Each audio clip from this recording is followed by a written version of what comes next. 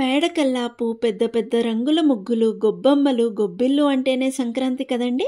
మేము మా ఇంటి ముందు కల్లాపు చల్లుకుని ముగ్గు పెట్టడం స్టార్ట్ చేసేసాం. నేనైతే పెట్టలేదులేండి ముగ్గు, బట్ కలర్స్ వేయడంలో అయితే హెల్ప్ చేసేసా. ఫైనల్గా మా ఇంటి ముందు సంక్రాంతి ముగ్గు అయితే ఇలా ఉంది. మేమైతే ఇంటి దగ్గర కైట్స్ ఎగరేయడం స్టార్ట్ చేసేసాము. మా తమ్ముడైతే ఇక్కడ కైట్ని చాలా పైకైతే ఎగరేస్తూ ఉన్నాడు. మా చిన్నప్పుడు అన్నీ న్యూస్ పేపర్ కైట్సే, బట్ ఇప్పుడైతే కలర్స్లో చాలా మంచిగా ఉన్నాయి.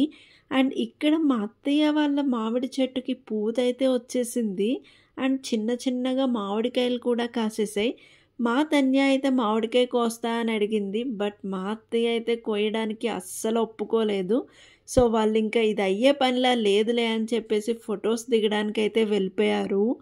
ఫొటోస్ దిగాకే చాలా హడావిడైతే చేసేసారు. అండ్ ఇంకా వాళ్ళు కొన్ని ఫొటోస్ దిగారు.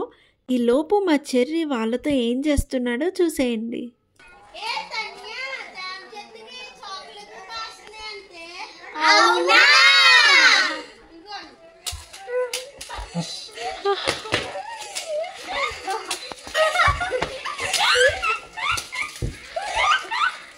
మీకు ఆ అవునాలోనే గోదావరి స్లాంగ్ అంతా కనిపించేసి ఉంటుంది కదా.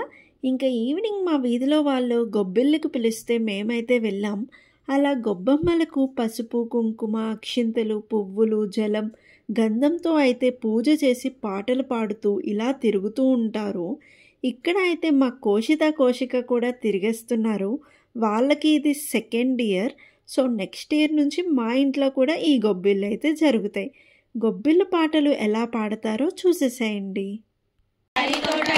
జామా టిఫిన్ పెట్టారంట, అవునా అటియ కల్లారా చంద్రగిరి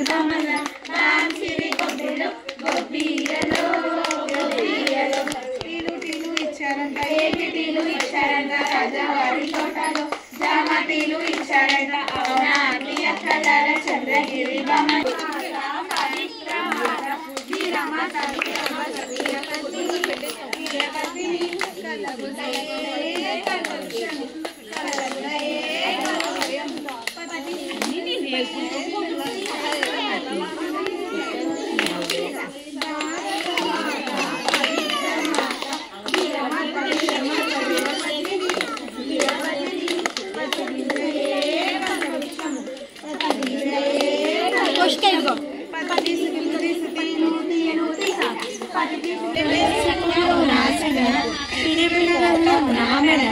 చాలు చాలు అక్కలార చిన్నగిరి బామలార జానకి గౌరీ ఉయ్యాలలో, శ్రీ జానకి గౌరీ ఉయ్యాలలో,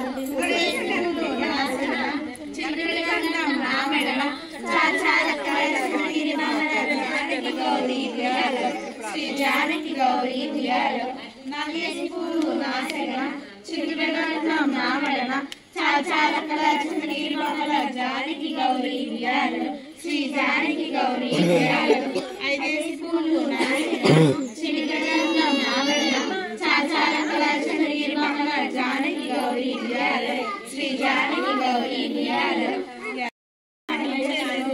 చీరలన్నీ మూట కట్టి చిన్న కృష్ణుడు,